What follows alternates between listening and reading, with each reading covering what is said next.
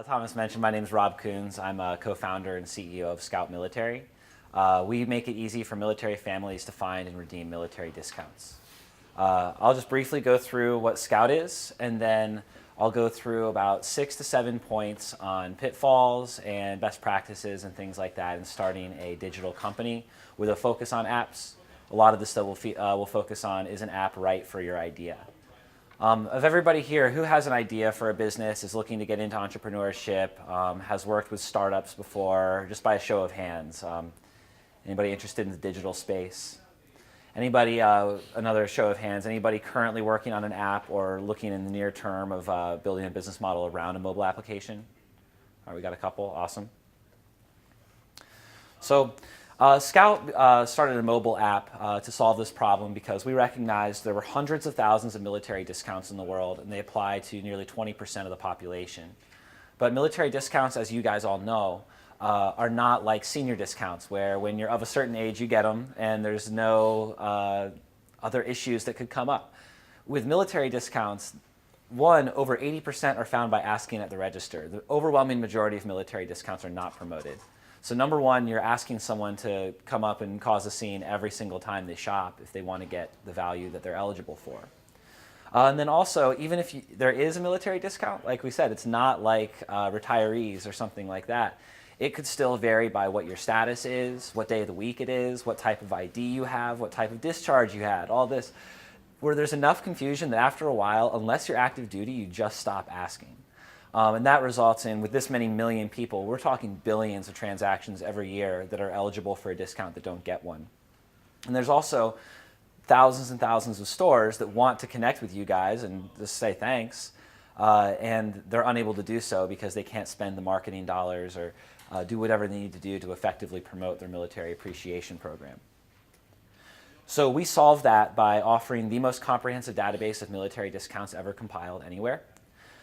We have a user profile that identifies your status, branch, rank, things like that, and soon we'll have in-app ID verification.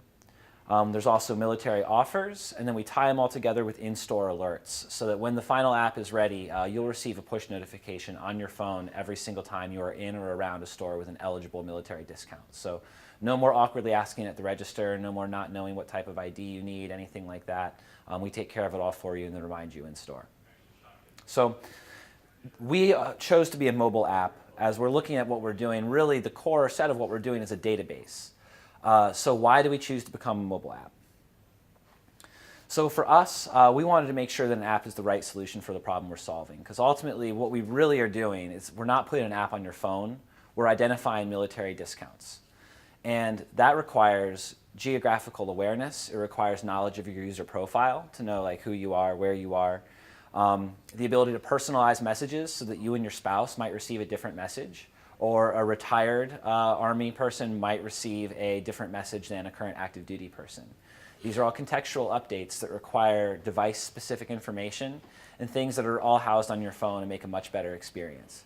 If we took our same database and put it on the web, you could search ahead for discounts and you could get a very similar experience, but you'd really miss the magic like formula that comes around that a mobile app can bring. So for those of you looking to start a digital company, really identify what problem it is you're trying to solve and if a mobile app is right for that. And the reason why I bring that up is because mobile web has come a long way.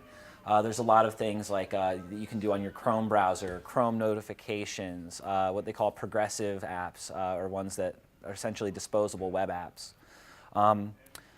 iPhone even allows you to temporarily delete the apps that you haven't used for a while and then re-download them at the time you want to use them. So apps are becoming a much more disposable experience. There are fewer app downloads as a result. Also the idea that you can plug into an ad network and just get a bunch of users, have people use your app, and then you serve a bunch of ad impressions and laugh all the way to the bank. That doesn't really exist anymore. Advertisers and marketers are finding really, really great results on social media ads and all these new platforms that are arising. So a lot of times, whether it's your sponsors or your investors, they're really going to want to see something a little more sophisticated than an ad-driven model. But there's also more engagement, though. If you guys stop and look around and look at your home screens and see what apps there are probably fewer than you had in 2014. back when we all just downloaded anything. But I suspect they're all apps that you use almost every single day. And the ones that you use the most, I mean, for me, I'm ashamed of how much I'm on Instagram. We all have those apps that we are just on constantly. And that level of engagement has gone way up. So if your business model does have an idea where like contextual updates and user profiles and things like that are what you're looking for, then going with a mobile app could really be the exact right thing to do. But definitely determine if mobile web or some sort of web-based platform or an email newsletter even, depending on what you're trying to do, could actually solve the problem that you're trying to go with. But if you decide that mobile technology and mobile apps are the way to go, the next question you're going to want to ask is, how do I get it developed? Like anybody, I'll tell you there's no right or wrong way to do this. What I can say is Scout has done almost all of them.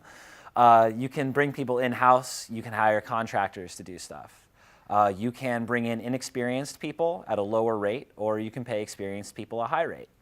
You can decide to launch on one particular platform and perfect that, or scale out and hit iOS and Android, or for us it's even Windows Phone and things like that, to really determine which is best. I'm going to briefly go over this because this does apply to any kind of mobile app you want to build. The thing is especially when you're early on, your workloads are going to go way up and way down. Some weeks with Scout, I have, stability goes down, we have a new feature we want to launch, and I've sold something to a sponsor that needs a feature done by X date and it's not done. Those are the times where if you just have in-house people, they can't physically get it all done. You need to bring in contractors. Also, conversely, sometimes you will come into times where there isn't that much work to be done. You're a startup, you have to manage your cash really, really tactically, and if you have a full-time tech person on board, you're paying them regardless. With a contractor, you can just turn that off and stretch your runway out a little bit longer. Then how do you pay them? If you do bring them in-house, do you give them a piece of your company? Do you just pay them market rate? What's best for that? I find early on, we like to have all of our early contributors vested, meaning they get equity or a percentage of the company. Now, what this means can vary. There's a lot of confusion in terms of what's a fair amount to give somebody, how do these things work. There's no right or wrong way to go, but it's important that it's consistent.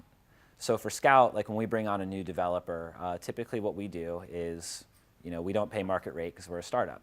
So we say, here's your market rate, here's what we can pay you, and we'll give you this times a little bonus in equity.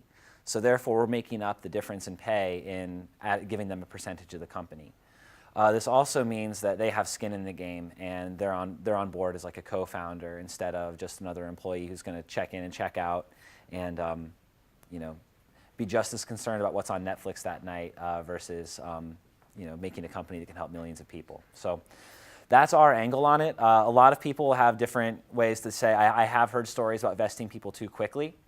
One best practice for anyone that's interested in startups is make sure that, and it's never too early to think about this stuff. When someone joins your team, ensure that they get equity over time.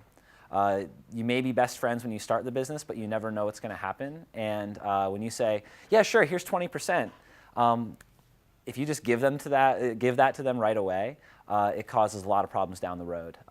Should they decide they want to do something else? Now you just incur major legal bills just in moving their equity back into the company. There's tax implications, a lot of things like that. So if you're starting a startup, whether it's with developers or any person, I definitely recommend what's called a vesting schedule. And you can get templates for those online. Just Google, startup vesting schedule. And that'll keep you protected in case founders decide to go different directions.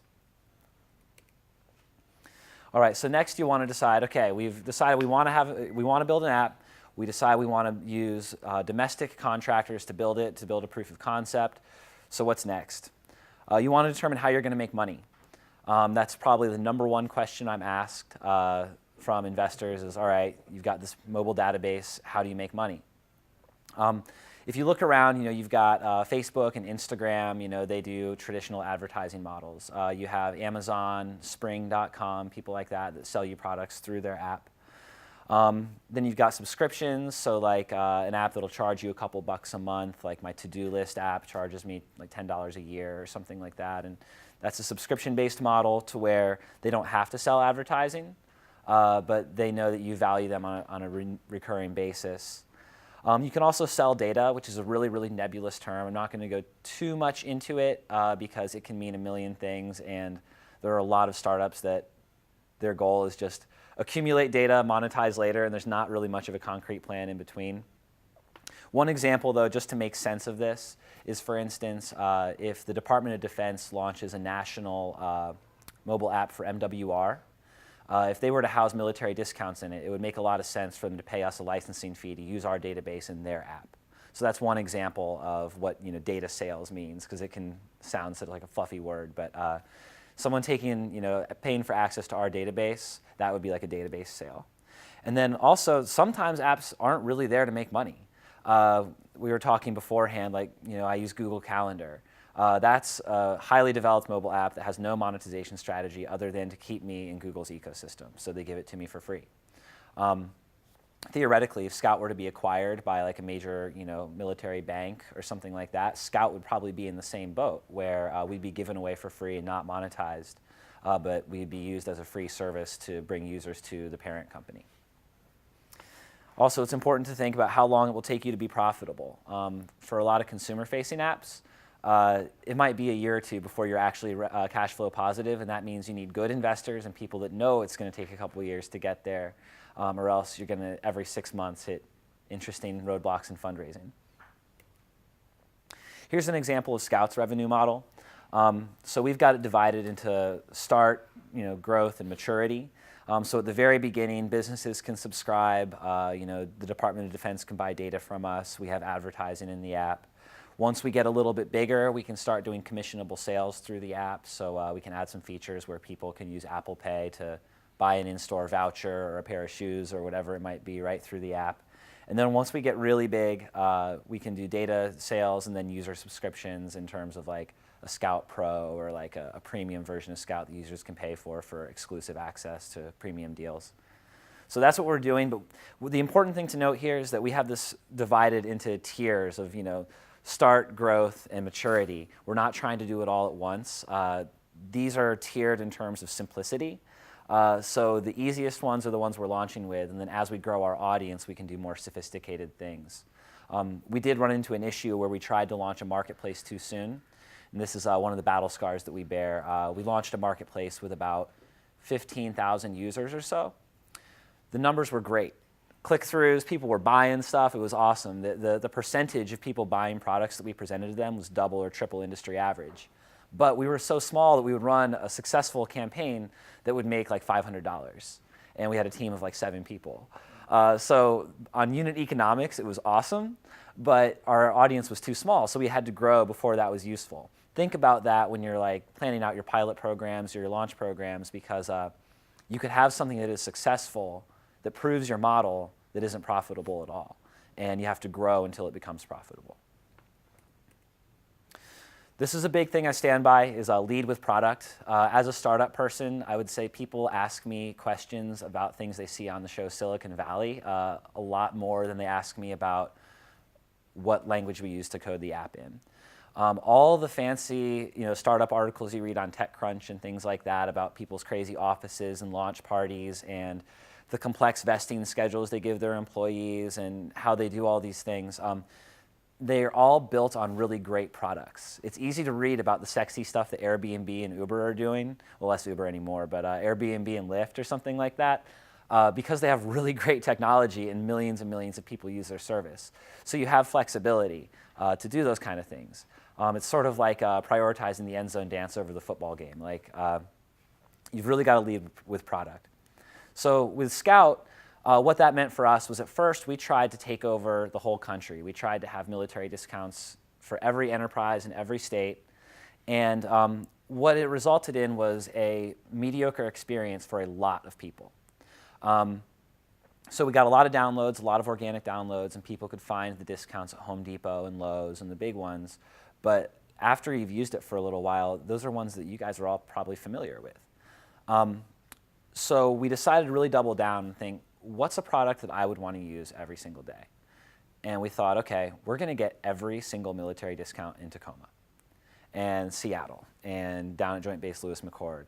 And we established a foothold here where we're determining, okay, in Tacoma, with robust listings and a great app and a refreshed user interface, do people download the app and keep it? Do they like it?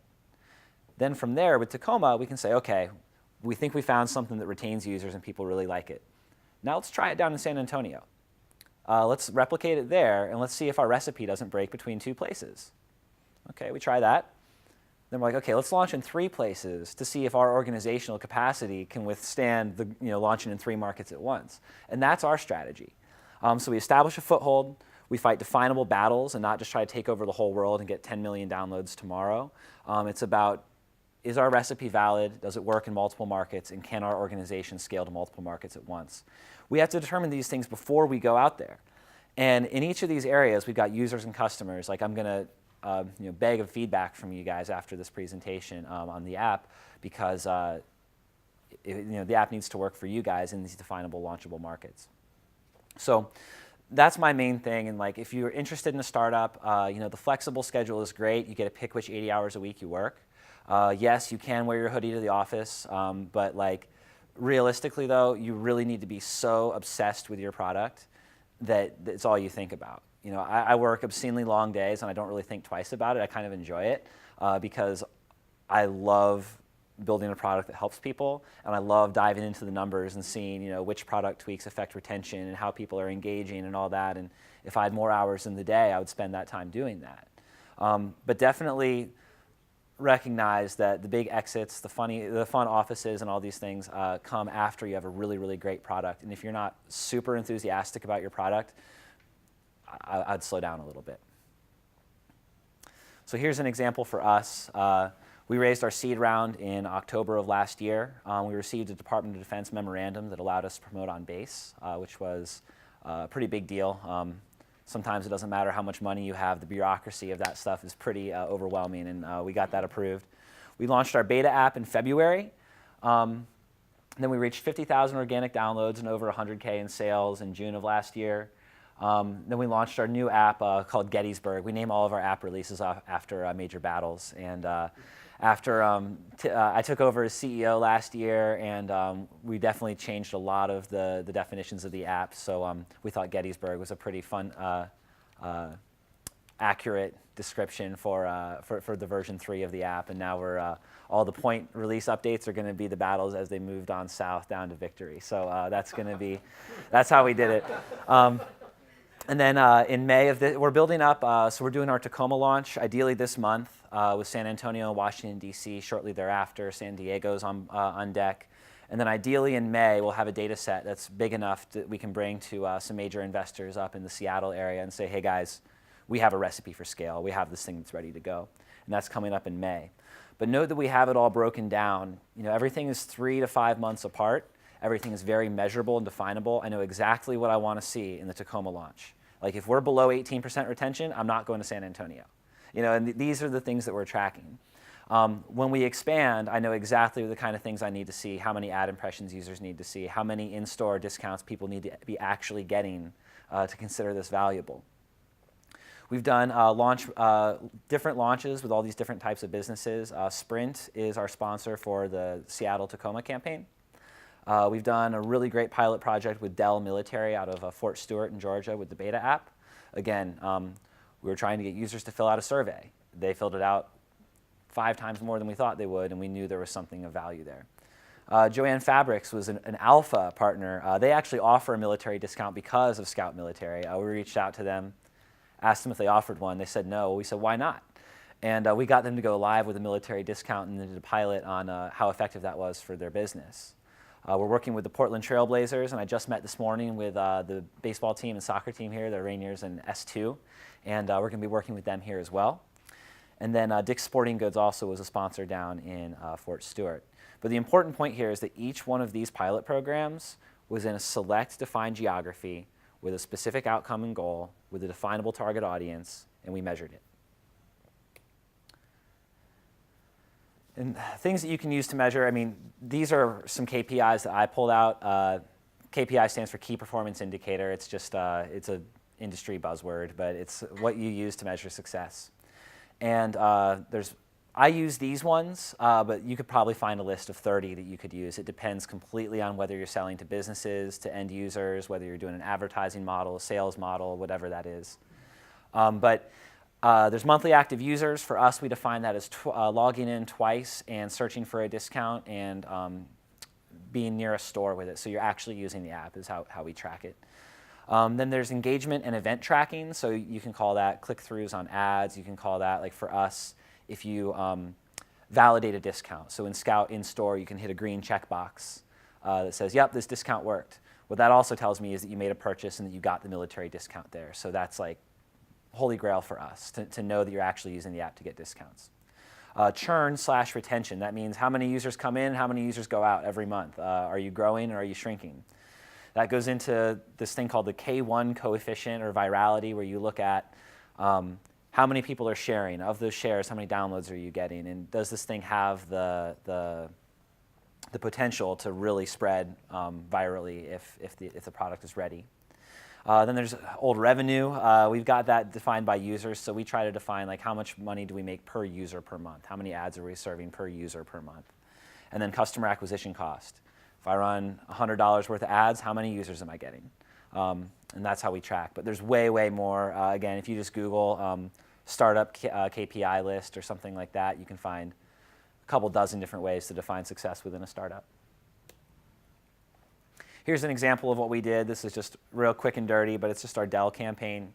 We targeted 34,000 users in the Southeast, or at least that's the number of people that were eligible to see the campaign we ran. 8,800 saw it, so that means we put the ad in there, but 8,800 people either opened up the email newsletter, saw the ad in the app, did whatever the call to action was, and then what we were trying to get them to do is fill out a survey, and we got 604 people to fill out the survey, which out of 34,000 total audience, that's fantastic. Like, imagine you're in a town of 34,000 people and you set up a booth at the Summerfest and you end up selling 604 shirts in this tiny little town. Like, that's kind of where we were with this. It was 25 or 26% engagement and 7% results are way above industry average. So it shows that Dell Military's product and their message resonates with people. And just so you guys know, y'all can get Dell military discounts at dell.com/military. It's not just for active duty, and they have all kinds of stuff on there, like Apple products and all kinds of things like that. All right, last, and then I think this is the last part before I'll take questions, but a really important part here is fundraising. Building an app is expensive.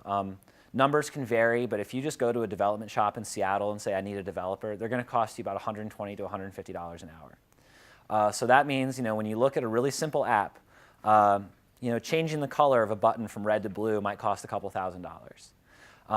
And then you've got, they say the joke is you can pick two of three, speed, cost, or quality. So you can maybe try developers that are lower cost, and they might or might not know how to solve the problem that you need.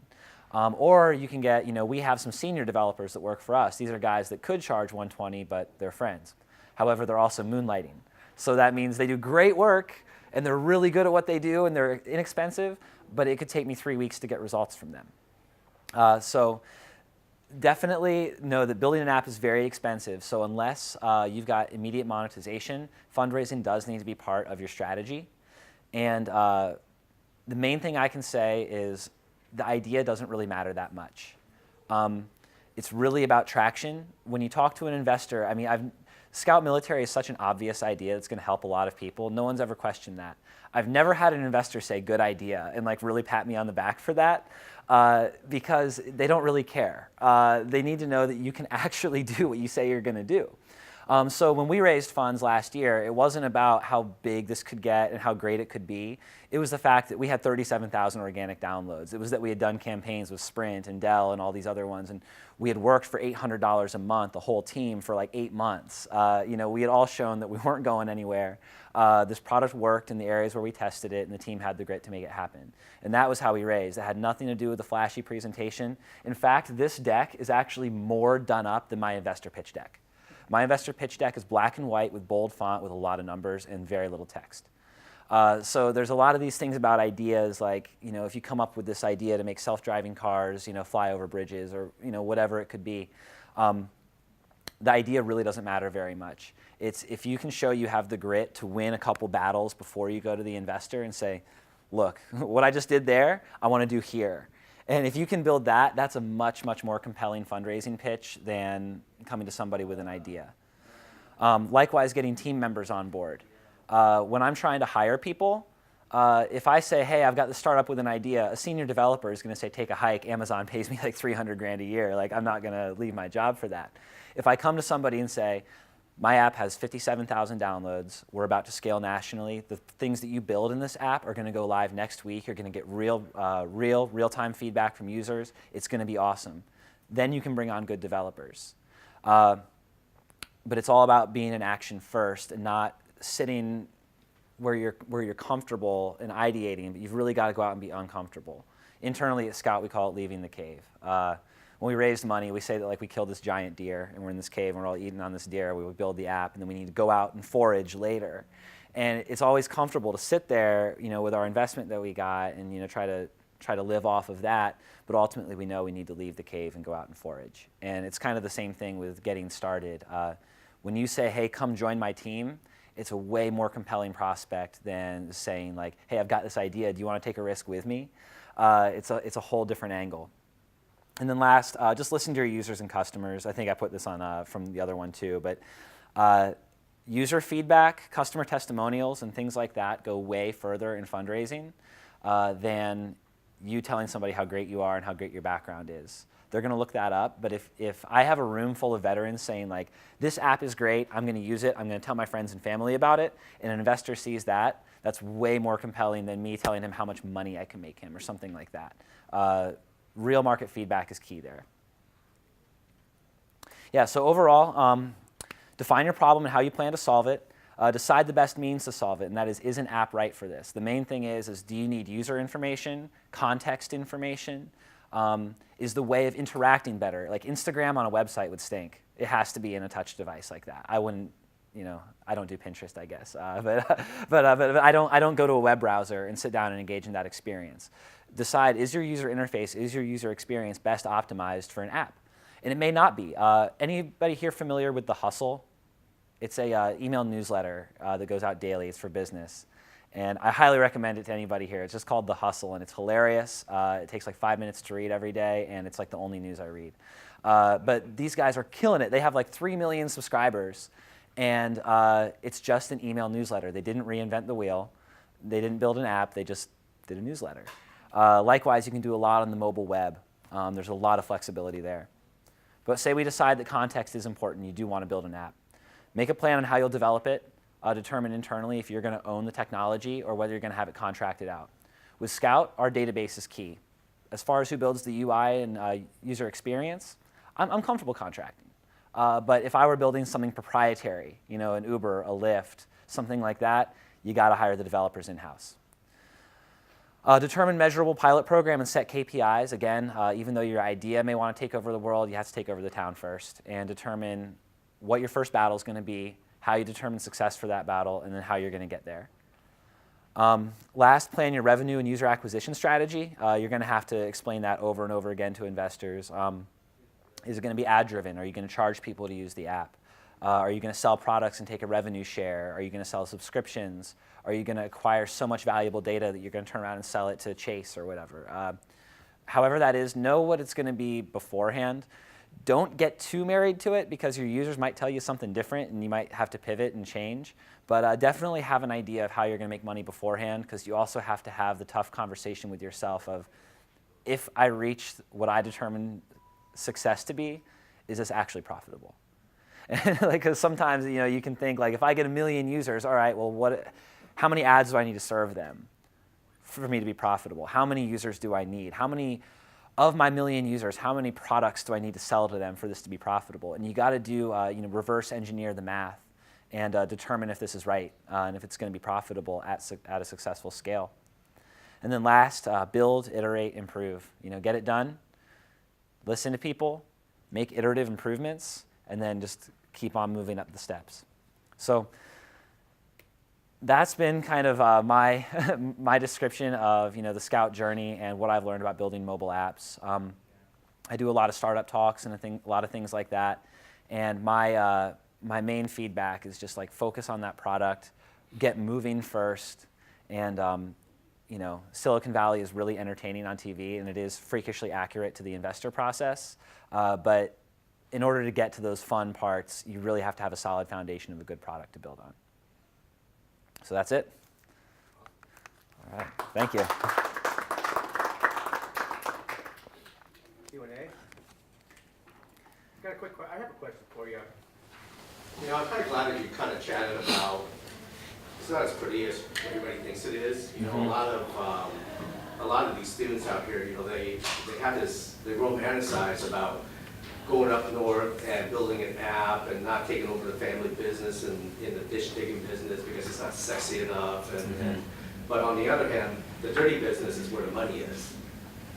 Building an app is just this romance.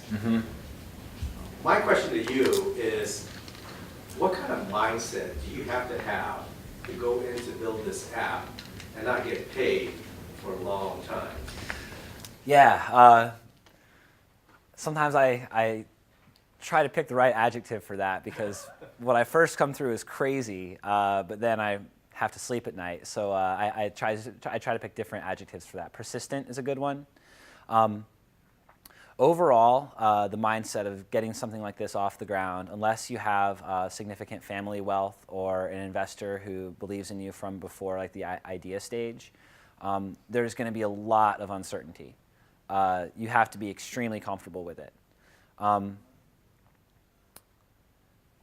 Without going too much into Scout's financials and things like that, especially pre-raise, it was every single day just asking yourself, not even asking yourself, reminding yourself why you're doing it. Reflecting back, I don't know if anybody here has had or has worked a cubicle job before, but for me that was a big motivator. I looked back at what it was like getting moving and stuff, and then I remembered my life back in the cubicle, and every time I thought, okay, I'm fighting for this. But no, and for us, luckily, our app helps people. So one of the big things is Portland has a very, very small military population. So you don't really get too much positive feedback from real users very often. We run a group called Veterans in Technology. It's kind of like Operation Code and Vibe met. It's like a monthly meetup that does technology hiring and things like that. And those events would keep me motivated.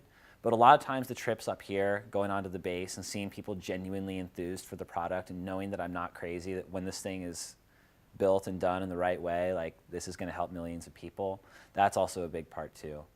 But in general, persistence is necessary. You'll face setbacks that you can't plan for, and I've gone through setbacks in the last 2 years that every single one of them would have been my worst professional setback ever prior to that, and I just kept eclipsing it. There would just be, after a while you're like, man, can it get, this is crazy, how is this happening? And you just keep pushing through it, and somehow you just keep pushing, and that's really, the persistence is one of the main things. So this is just kind of a minor question that occurred to me. I'm a veteran. I'm not currently in the military. So do you have a feeling for what your proportion is between active military users and veteran users? Yeah, good question. Do we know of our users how many are active and veterans? We do. When you log into Scout and create a user profile, you identify as active, veteran, retiree, spouse, dependent, something like that. What we're looking for is age groups and less status. Certain promotional tools will bring people in from on base or in the region around or anything like that. But primarily, we talk about battles. The military community is enormous. 40% of veterans are seniors. So if I'm selling basketball shoes into the Scout app, it's going to have a very different response with our senior users than it will with our 19-year-old newly enlisted users. So we, like picking a battle, we want to ensure that we're hitting the right inflection points in military transition. So whether you're veteran or active duty, we want to make sure that we're helping you with best practices on getting the best rate for your car loan. choosing the right school for your daughter, knowing that you're 5 times more likely to move than a civilian, those kind of things. So overall, age 18 to 44 is what we're looking for, active, outdoorsy kind of people. We want to see how they respond to the offers that we put in the app. How much time do you spend talking to your investor and explaining to them where you at with my money and all that kind of stuff? Yeah, it's funny. There's a perception that they're on your back all the time. In our case, that's not the case. It's more so I'm communicating with them frequently to make sure that them and their extensive network is connected to what we're doing. So it's less about them hounding me saying, hey, when are you going to be profitable? What's going on with the app? It's more so me saying, hey, look at this exciting stuff that happened in the last 2 weeks. Make sure your people know about this, and do you know any Xamarin developers? Or something like that. But investor communications are key. As a CEO of a company, I would say that my job is 80% communication and 20% business maintenance. So the idea that you're in the weeds all the time in the business, really, I just kind of come in and make sure that the right people are in charge of the right projects and that nothing's conflicting and everything is on timeline.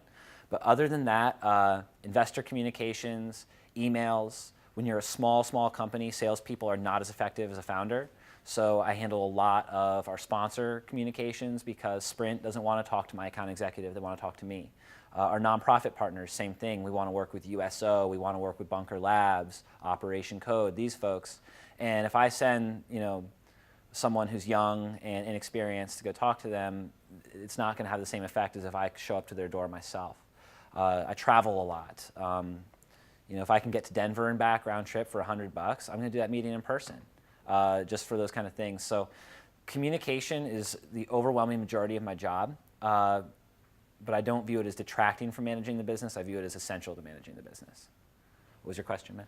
Yeah, so I know in the very beginning stages, the hardest to get users when you first launch. So I want to know how long it took you from the launch date to get your first 1,000 downloads, and then what kind of marketing did you do? Interesting. Yeah, it's from the launch date to the first 1,000 users, we get a lot of organic search because of the term military discounts. There's a lot of folks that are just, is there an app for that? And they just search it, and we get the organic search that way. I would say our first 1,000 users came that way. The biggest spikes that we've had in users, though, come from public relations. Because we're a military app, when we're ready here in Tacoma, I'm going to have press releases going to every morning show, every newspaper, everything like that, and we'll see a spike that way. That's anecdotal for Scout, but as a better answer to how does an app get their first 1,000 users, again, I would say pick a very defined battle. Your early app probably isn't going to be very good. And people are very, very picky about their apps. I delete something if I don't like the color of it practically. Your app has to be near perfect. But if you can find a subset of the group that you want to go into where you can solve their problems so well that they don't mind the clutter on the exterior and you can really go into them, that's the way to do it. It's, again, people think with digital and technology that there's all these machines whirring in the background. To be honest, when I hit the ground in a new market, I'm on Instagram responding to people personally that use the term military discount. Same on Twitter. I'm manually reaching out to folks on social media that are based in the community. There's a tattoo shop in Olympia that I was texting last night at 10 o'clock. They offer a military discount, and I just said, hey, thanks, list in the app. What do you know about this? And your first 1,000 users, it's a lot more selling vacuum cleaners door to door than it is about building some elaborate Rube Goldberg machine. It's really, really gritty, and it's really one-on-one. It just happens to be digital related. How long did it take to get to the first 1,000? For us, I would say I know we were at 11,000 in November of 2015. I bet it probably took us 6 to 8 months to get to the first 1,000, just on passive organic user growth. Big asterisk by that, though. I would have to go back and check. At that time, we were also iOS only. We weren't on Android at that time. What's up? In terms of your ability to communicate with investors, with your customers, so on and so forth, how has this process matured? I was an engineer myself in college, and just having that technical background, coming from that cubicle, versus like now I gotta go be face to face with a lot of people on a very frequent basis? How have your communication skills developed? That's a great question. That's one of the best questions I've heard about this stage of startups. My communications have evolved significantly. My first deck had a lot more imagery and graphs and things like that, and now it's just very much to the point. Simplicity, just to a T. Frequency as well. Investors want to be kept in the loop, and then also conciseness, simplicity. One of the hardest lessons I learned when I took over the company, I was basically, when I took over the company, there was perceived instability because of a change in leadership, that simple. But all of our numbers looked great. Things looked awesome. So I went fast and furious sending out investor updates. They were long, they were in-depth, they had charts, they had graphs, they had everything like that. And like any sales and marketing guy, I track my emails. So I one day wanted to see who was engaging. So I sent the investor update out with limited intros and a link that was being tracked to every in-depth description. And I was devastated at how low the engagement was. I'm talking people that invested significant money in our company not even clicking the link. So like, for me, that was like, oh my gosh, if you don't communicate simply and to the point, like it's better to omit details and get them to open the email than it is to inundate them with so many details they don't even read it. These investors, while my startup is the most important thing in the world to me, they've got like 25 companies in their portfolio just like me. So it's really drilling down into the simplicity of it, but also being frequent enough. Getting their attention is sort of like email newsletters. Do you have any emails where they try to sell you stuff? And like every 4 days you get something. And it's sort of like that, but with information. You just communicate frequently and make sure they're in the loop. So that way when they have the mind share and the bandwidth to actually check out what you have to say, then they dive in. And you're reminding them that you're alive, you're on the grind, good things are happening. But to expect a perfectly crafted email or a perfect presentation to reach at the right point is a long shot. I think it's really about clarity, consistency, frequency, that kind of thing. So. Yeah, you touched on the uncertainty that all startups have to deal with. Could you walk back your experience and share with us to see to which point that uncertainty becomes more like a certainty? Because I think that's important for our startup to really how to figure that out. Yeah, the uncertainty definitely has gone in stages. When Scout was founded, we had an angel investor who was going to cover us for the first set period of time. And that angel investor backed out on the day of the first payroll. So we had brought people in, we were working. I was running a sales and marketing consulting business, and I had already fired all of my clients. So it was an interesting time, and we all just kind of looked at each other. I remember the night well, and I don't think I'll ever forget it. Just looking at each other and saying like, hey guys, are we going to keep doing this? We're all like, yeah, okay. And then we started moving. That was peak uncertainty because our product wasn't performing. We had a few thousand users. We knew what we wanted to do, and we knew that people wanted a military discount app, but that was basically what we'd collected by that point in time. So then things started moving forward. We started building out some new features, and we started to get positive validation. People were buying products in our email list. Our social media accounts were growing. We were getting really engaged users on a really bad app. Our alpha app wasn't very good, and we would do contests, and people would email us, call us, all this stuff. And that was reduced uncertainty or increased certainty because we were getting anecdotal feedback that people wanted what we did. Then we released the beta app, and that was really where it was like, okay, this is ready to go. It still took 6 to 10 clicks to find a discount, so the retention wasn't very good, and users still had a lot of negative feedback. But man, they were clicking on the ads, they were filling out the surveys, they were doing the contests, they were sharing it. That was where we knew that this product would inevitably succeed if we persisted enough.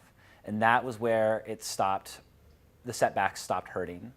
Because there it was like, you know what, if I am persistent enough, if I push through on this enough, we will get there. Whereas before that point, we didn't really know. We thought that someone wanted this nebulous idea of a military discount app, but we didn't know if a perfect iteration of it would be successful, if it would catch, if people would use it.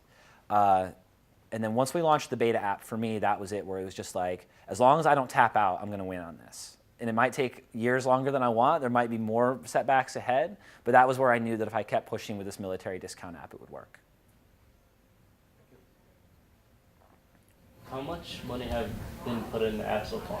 Yeah, we've raised just shy of $300,000 at this point. And gosh, it's amazing. The app that's out right now is a small fraction of that. We really got lean this summer, and we really honed in on our core value proposition. When we raised our seed round, we built an eBay clone, like a marketplace basically, with a low user base. We built an app that had modules for all these different things. We had ID verification standard with it. We used nothing but senior outsourced development. And it was obscenely expensive. And we used the beta to find out that, look, as long as people can find discounts quickly and easily, everything else will come secondary. And we rebuilt the whole new app just to help people find them quickly and easily. And it's been a lot easier that way, and that's where we're at.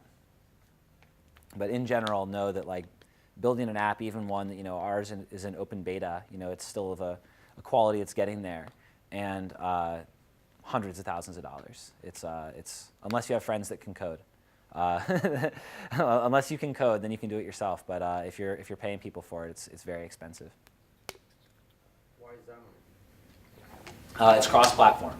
So There we are others, but why are you we chose Xamarin because a lot of our tech team and a lot of our talent has a background in C# and .NET, and Xamarin plays really well with those. Or Xamarin is C#, but. Yeah, cross-platform was good for us. Basically, for non-developers here, you can build an app that's native, meaning you write the code for iPhone. And that lets you do a lot of stuff. It runs faster. You can do a lot of tweaks to make it better on battery. And you can customize it a lot more for that iPhone experience. But then you have to do it again for Android. So you're basically building and paying for two apps at once. You can use some things like PhoneGap, Xamarin. There's React Native, I think. Is that cross-platform? React? Yeah, but it's not true native. Okay, yeah. So there's a few different tools out there where you can build one code base and deploy it to iOS and Android simultaneously. It will give you a few, there are a few things you can't do as much with as a native app. But for us, we're a database product. We don't need, we're not a high-intensity gaming app. We're not draining your battery, anything like that. So we could do everything that we needed to do within Xamarin. So we chose a cross-platform app to save money and focus on the data rather than the glitz and glam and that kind of thing. Quick question before I leave. How do you find app developers in your city, and how do you make sure that they're good? Yeah, good question. How do we find app developers, and how do we ensure their quality? How I find them, thankfully I'm an extrovert. I am more energized right now than I was 45 minutes ago when I first started talking. I go to every meetup. I know all the people that run technology things in Portland, and I don't even live in Tacoma yet, and I think I've seen Thomas a dozen times. I'm up here all the time. So I'm constantly getting involved with the veteran community, the coding community, that kind of thing. There's message boards, there's code schools, things like that. But overall, it's real networking. And I'm very critical of quote unquote networking, where you go to these events and it's just kind of the same people that show up, and it's kind of like water cooler talk at the office and everybody leaves. Actually, I'm a sales and marketing guy. I build sales systems for other startups just because I want to help them. And in doing so, that network comes through. We just hired a developer a couple weeks ago that's way below market value. Super senior guy, really, really good. And I found him through a company that I built their sales system for. I put a call out on our Slack channel that said, hey guys, we need a Xamarin developer. Anybody got any leads? And this guy came back, and instead of it just being a business card forwarded, that guy's willing to bend over backwards for me. I gave him really good service for free because I wanted to see him succeed, and he gave me the same. So really getting involved, finding out what people are doing, getting in the trenches with them, getting to know them personally. The bigger your network is, the better you're going to find developers. And you mentioned you were leaving, so I will add this. Code schools, be wary. So how do you vet them? That was the second part, and I'll weave those in there. a junior developer is very, very valuable if you already have a senior developer to manage them. Junior developers, the analogy I use is like you're building a shed. I'm not much of a handyman, so if you gave me like a bunch of resources to go build a shed, I'd be on YouTube and like looking up instructions, and it would take me an embarrassingly long time, like days or weeks. If you bring a carpenter out to go build a shed, he's going to do it like one trip to Home Depot and like done. Development is very, very similar. So how do you test the quality? I start with contracts. So I say like, hey, we need our map right now. If you open it up, there's a cluster of pins in the map. Well, I want a cluster view where it says 25, and you click the 25 and it zooms in.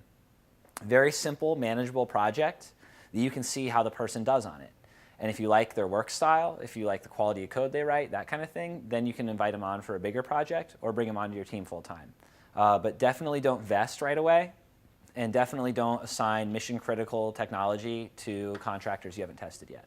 So I recommend small introductory projects that can then grow into something bigger. Thanks for coming, When I man. was in the banking world, when we merge with, when we help companies buy or sell companies, we don't bet on the product, we bet on the individual, to see if they have the leadership skills. Can you talk a little bit about, especially your other co-founder, he's a veteran. I know some veterans here, they have a really hard time transitioning into the civilian world because they always talk like this, right, with the karate chop hands. They like to point, and I say, stop pointing, it's not petting zoo. So, can you tell me the difference when you took over your style versus his style? I'm not trying to throw him under the bus, but was it, when he was the CEO running it, was it well received versus the way you're running it? Well, yeah, so in terms of work culture and military transition, and then organizational culture and leadership transition. When I took over, I think that the community was pretty warm to it because I'm a very data-driven person, and there's a lot of transparency into what I'm doing. When you ask how Scout is doing, I can tell you the click-through rate on the ads and the growth rate and things like that, and I can provide real substantial answers rather than things are going great. So I think that most of the community around us was warm to that. As far as the team goes, before it was very top-down. The orders and the things went up to the CEO, and then he delegated what tasks got done. And for me, I'm much more of a conductor and not a delegator. Well, I guess they're kind of the same. I mean, I make sure that each team is working under leadership of someone who's spending all of their time on that, and I'm just making sure that it's all harmonizing. So I focus a lot more on timelines and making sure that the feature is launching when the blog post is going to go out, and that the sponsorship kicks off when the new social media campaign kicks off, and that kind of thing. So for me, it's a lot more about weaving timelines between teams, whereas before the other guy, it was like one giant cannon and like 50 problems. So he would just put his focus on one thing and go from there. In terms of what that meant to our community, there was a little bit of a hang-up. So I'm a civilian, and I co-founded the company with a veteran. So there was a little bit of an issue of how is this going to work? And we've taken extraordinary steps to make sure that the military culture stays within this, and that we're a company to serve our users first, and that we're military culture first and not startup culture first. So there's a lot of things in our offices and things like that that identify, who we're helping, why this product exists, and it's not to run up to get a big exit. It's to make sure that we are an essential utility for military service members and their families to use. And then last, in terms of how that works in an organization, the two groups I like to hire the most are athletes and veterans. There's a sense of accountability there that, I am a former high-level athlete, and I was just amazed when I left school and went into the workforce how many people were comfortable with a job left unfinished. And athletes and veterans are two groups that you work to get it done, not until the clock strikes 5. You're not doing just enough to cover your butt to keep from getting in trouble. You're doing it to get it done. And that should be common sense, but it's not. And I think that a lot of veterans feel they don't have a leg up in the workforce because they're not familiar with just the culture of employment and things like that. But in fact, most employers are very, very enthusiastic to talk to veterans because they're tired of employees that leave things unfinished. I got one last question. All right. What's your end game? End game. So when we go back to the product strategy, I'd really like to get this to a point where we have most military users using the app. We know that they like it. We understand how to deliver niche discounts in a way that's important to them. I see no reason why this wouldn't work for retirees, educators, students, things like that. So once we have the right user interface and user experience, we could scale this out to a lot of other audiences. But overall, I just think that Amazon and brick and mortar are going to find a harmony. There's some things you have to get locally. There are other things that are like that. And these in-store discounts, they can't put a sign up for every single thing. So I'd really like to see the technology that we build and the way that we deliver this message be just ubiquitous with brick and mortar stores. And then ideally, if with startups, you're always talking about exit. If we were to exit and have someone buy us or something like that, I would love for it to be the Department of Defense, USAA, somebody like that who's going to pick up the torch and carry it where we left it off, and not sell it to somebody who's just going to try to wring every dollar out of the user base and then discard it. I would love for someone like USAA to take an interest, because then they wouldn't even need to monetize it really. They could just deliver the technology as a value add to their users. And I know that Scout would be in good hands then. All right, what's up, Greg? Gamification is a big buzzword in app development. Do you guys have an option planned for gamification, or in a broader sense, since we're here for startups, would that be something any startup should look into? Absolutely. Question is gamification, which means turning regular app engagement into something that has rewards and little dopamine releases and things like that. Getting badges and things like that for listing discounts or something. For Scout, yes. I am very excited to launch our medals program. I want users to be able to get medals for listing discounts, sharing the app, donating to USO, whatever it might be. I want people to get little tokens to show that they've engaged in the app. And we get lots of free stuff that we can give away. So my goal is to prioritize the freebies that we give away to users that have the most medals. So you get a push notification that says, hey, because you have 10 medals, you get this, if you opt in the next 15 minutes, we'll send you a free gift card. And then and go that way about it. And it also makes it a fun game to list new discounts in the app, because that's really the magic, is the more people there are listing discounts, once you list it one time, everybody gets it. So it really has a really nice snowball effect.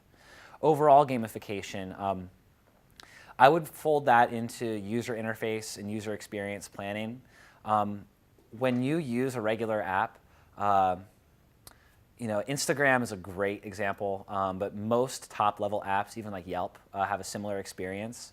The colors are bright, as your loading screens have funny little doodles on them.